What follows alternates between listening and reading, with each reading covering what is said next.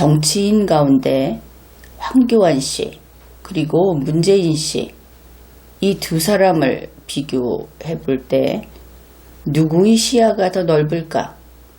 여러분은 어떻게 생각을 합니까? 그러면은 우선 시야가 넓다 하는 것을 어떻게 무엇을 기준으로 이야기할 수 있는가 그것을 그냥 편한 이야기 그런 것부터 해보기로 하죠. 바로 여러분 지금 이렇게 리걸마인드 연구소 채널에서 같이 학습을 하고 있는 여러분하고 방금 이야기한 황교안 씨, 문재인 씨하고 비교를 하면 누구의 시야가 더 넓을까? 이렇게 물어보면 혹시 좀 놀라면서 이렇게 말을 할지 모르겠습니다. 그들은 큰 거물급 정치인이고 우리는 보통 국민인데 어떻게 국민의 시야가 더 넓을 것인가? 그렇게 이야기할지 모르는데 내가 보기에 여러분은 상당히 내공을 쌓았다. 이렇게 봅니다. 물론 건성으로 제목만 보고 출석 체크를 하는 그런 분들 말고 리걸마인드 연구소 채널에서 꾸준히 학습을 해온 그런 우수 구독자 그런 경우에는 내공이 상당하다 그렇게 봅니다. 어째서 그런가? 우리 채널에서 우리 리걸마인드 연구소 결국 여러분 모두의 채널이라고 할 수 있는 여기에는 1000개가 넘는 강의 영상이 있습니다. 그래서 이것을 집중해서 계속 벌써 세월이 한참 흘렀죠. 그렇게 시청을 한 여러분은 단지 구경하듯이 본 것이 아니고 매번 질문을 받으면 스스로 답변을 해보고 어떤 조건들 그런 것이 주어지면 그 논리 구조를 분석해보고 또 이런 식으로 함께 학습하고 추론을 해왔기 때문에 그러면은 자기 자신이 어느 정도 성장했는가 이것을 밖에서 볼 수 있는 어떤 지표가 없을까? 그것이 있습니다. 지금과 같은 한국의 정치 현실을 보면서 좀 적게 분노한다. 그리고 자기 주위에서 꾸준히 이것이 옳다 하는 목소리를 내고 있다.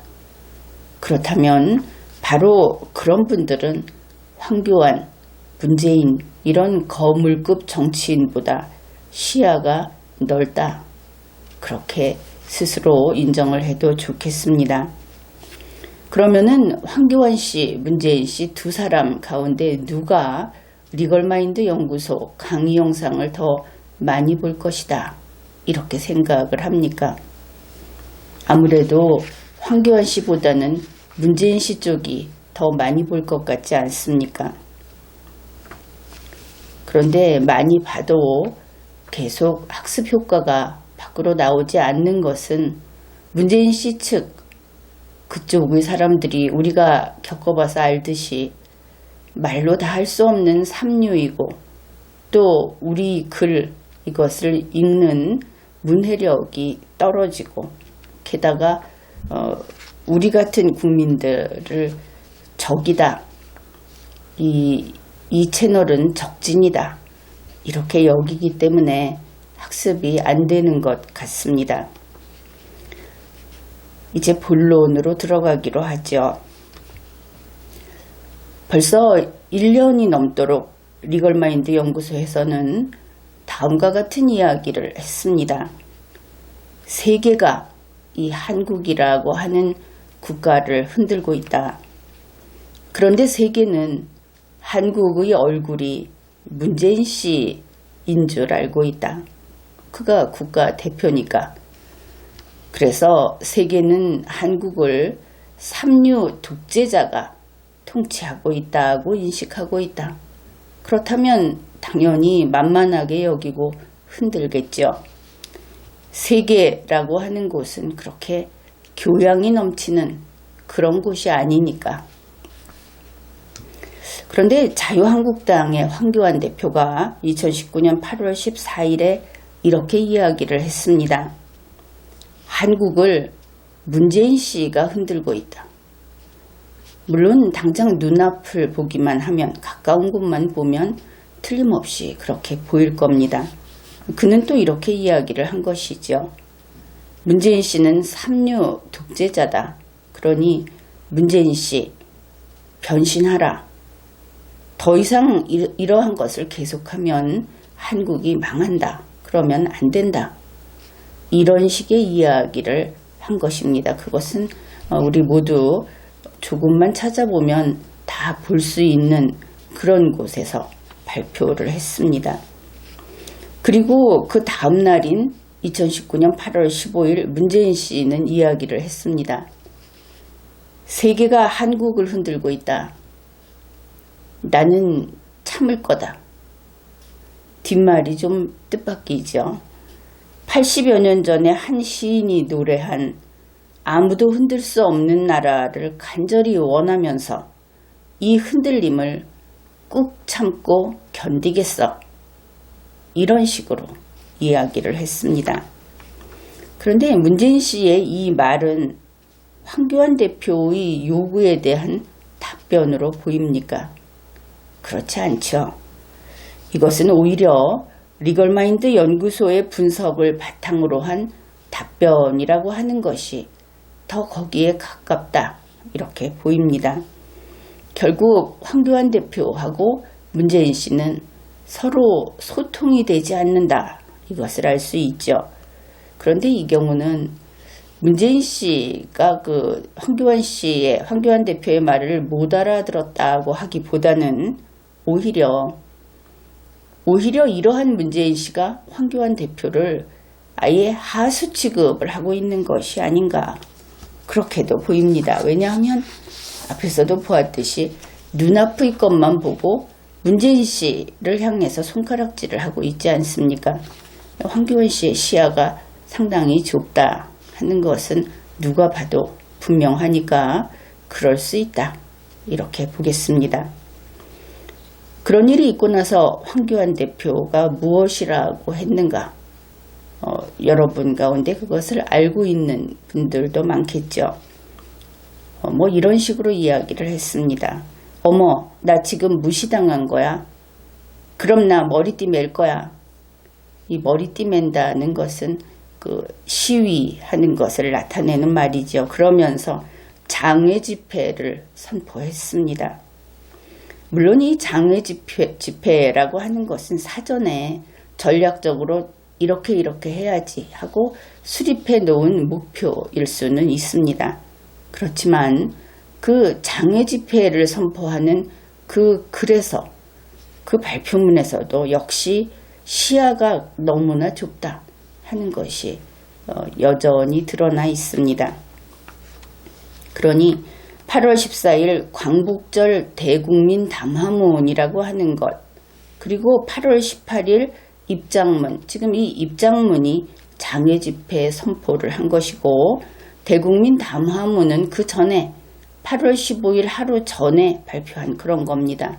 그런데 모두 우리 국민이 기대하는 거에는 살짝 못 미친다, 이런 것을 알 수 있다 하는 것이죠. 8월 18일의 입장문, 이것은 별도로 다른 강의에서 이것을 분석을 해보기로 하죠. 지금은 이 대국민 담화문, 그것을 위주로 논의를 하기로 합시다. 그러면은 황교안 씨의 대국민 담화문, 이것이 왜 어떻게 살짝 부족한가? 그것은 이렇습니다. 만일 날아가는 화살을 쐈습니다. 그러면은 힘있게 날아가겠죠. 슝 하고. 그런데 이렇게 날아가던 화살이 관역 3cm 앞에서 딱 멈춘다. 그러면 어떻게 되겠습니까? 그냥 밑으로 떨어져 내리든지 옆으로 픽 하고 다른 데 가서 꽂히겠죠. 그런 느낌이다 하는 겁니다. 이것이 어떤 것인가? 활 시위를 당기는 황교안 대표 옆에 서 있는 사람, 황교안 대표 옆에 바짝 붙어서 주위를 안 돌아보는 사람의 경우가 될 겁니다. 그럴 때는 그 활시위를 당기는 모습이 아주 기세 좋고 멋지다, 이렇게 생각을 할 수 있을 겁니다. 그런데 그와 반대로 이제 점수는 관역에 어디에 꽂히는가에 따라 달라지지요. 이 관역 가까이에 서 있는 심판 혹은 심판 옆에 서 있는 사람은 어떠냐? 그 경우에는 저게 뭐야? 이런 느낌을 받는다 하는 것이죠. 관역에 하나도 안 꽂히는 겁니다. 파워가 없는 것이죠. 흔히 자동차 유격이 안 맞는다, 이런 이야기 하는 거 알고 계시죠? 또 컴퓨터 키보드를 두드릴 때 어쩐지 두꺼운 스폰지 위를 두드리는 것 같이 그렇게 좀 뭔가 석연치 않은 그런 느낌을 받을 때가 있을 겁니다. 바로 이런 식으로 살짝 부족하다. 그래서 목표 달성도 못하고 국민들이 원하는 것도 충족시키지 못하고 그런 상태다, 이렇게 말할 수 있겠습니다. 그런데 그러면 왜 이럴까? 무엇이 문제일까?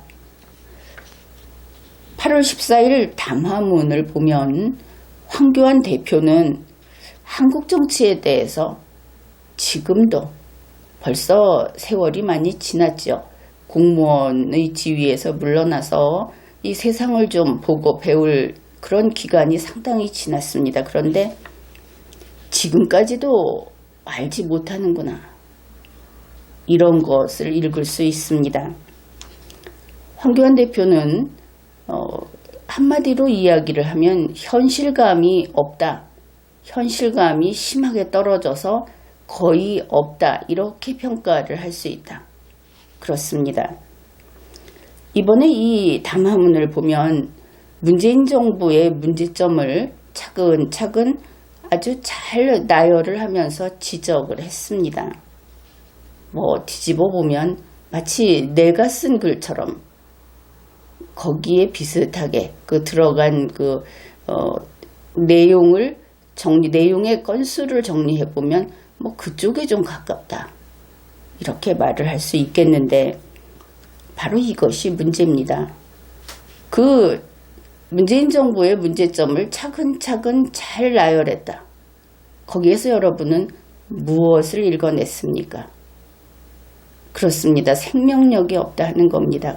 죽어있는 활자, 종이 위에 쓰인 글자, 인간의 의지와 야망과 그리고 정의감과 이런 것이 없다, 그런 것이죠.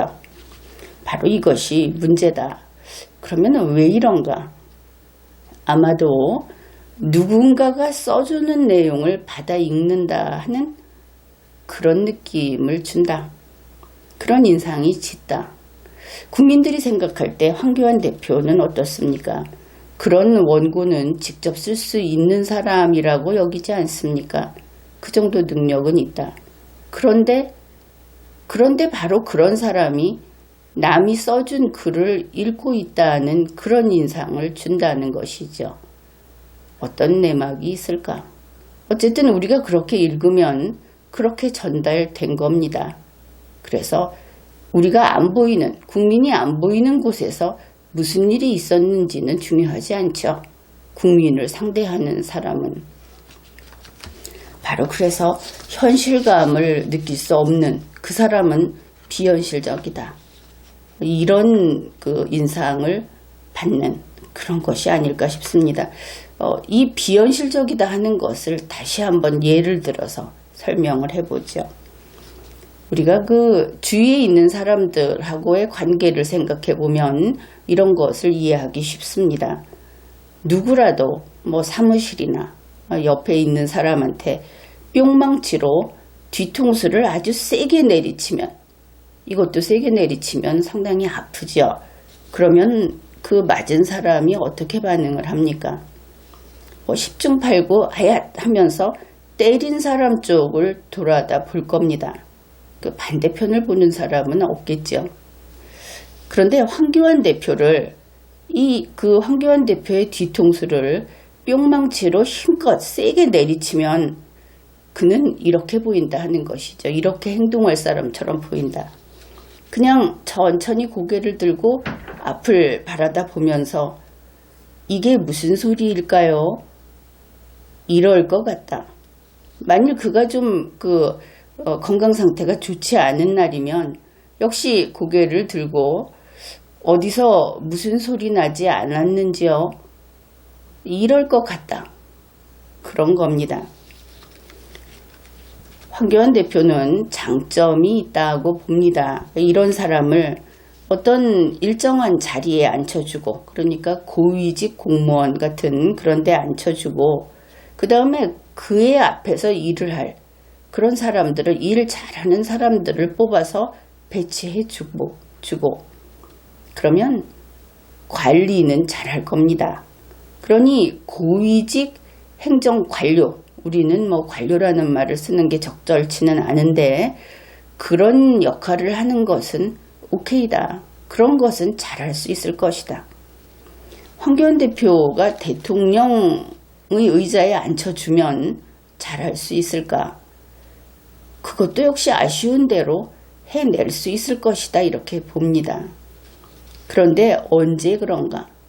그것은 경제 호황기에 그럴 때 잘할 겁니다.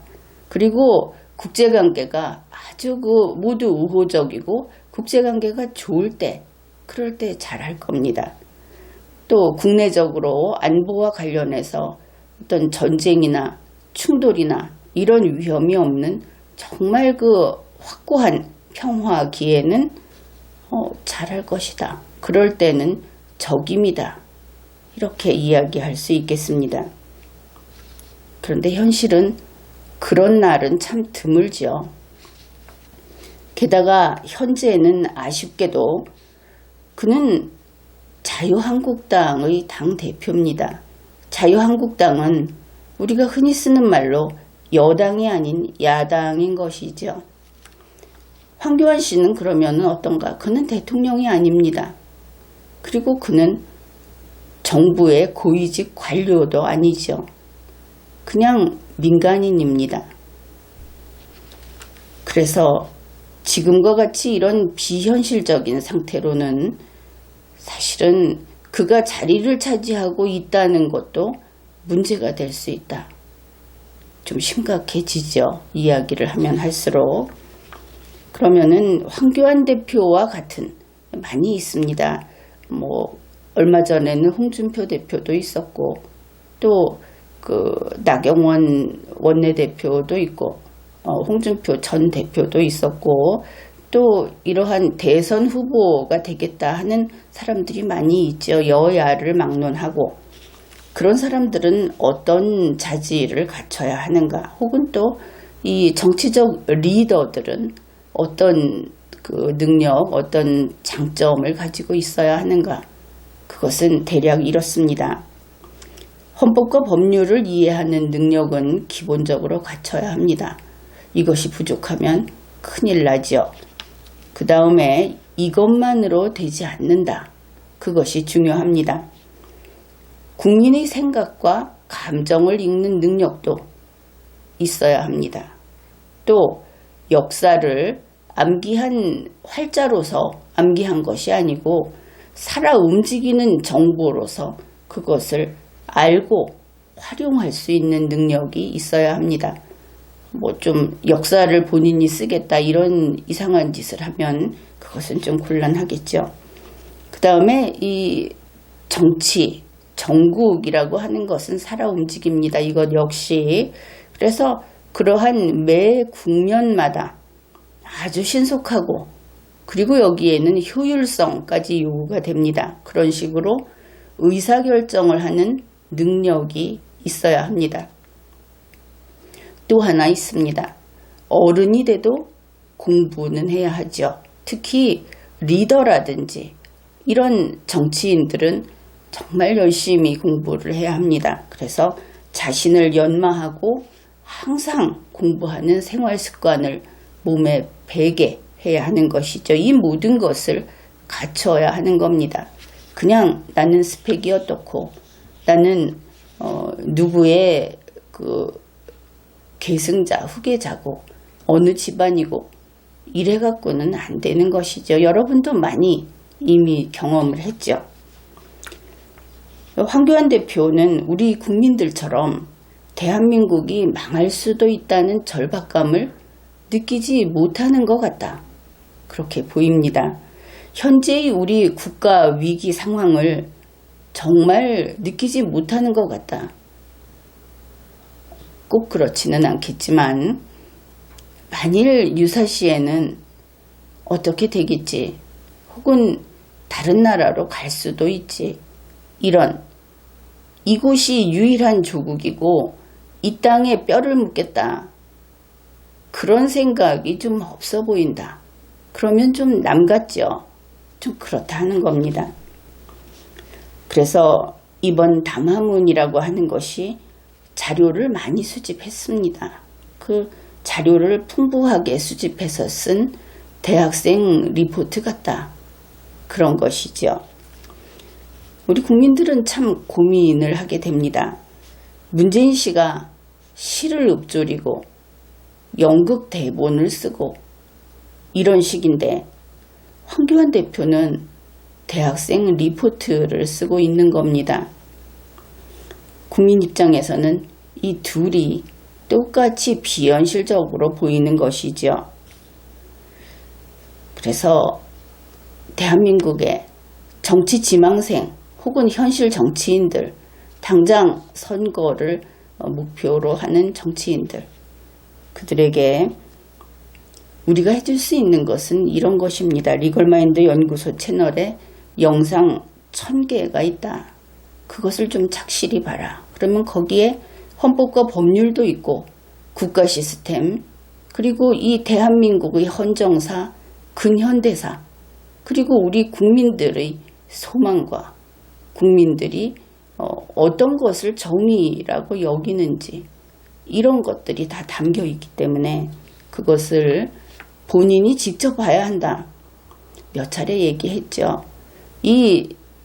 좀 거물급 정치인들은 다 남의 손을 빌어서 하는데 제 머리는 어떻게 할 겁니까?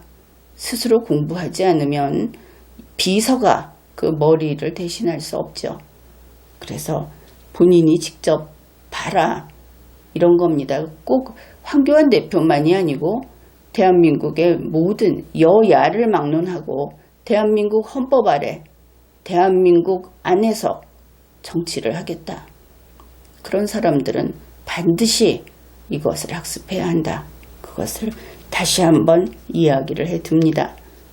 지금까지 리걸마인드 연구소였습니다.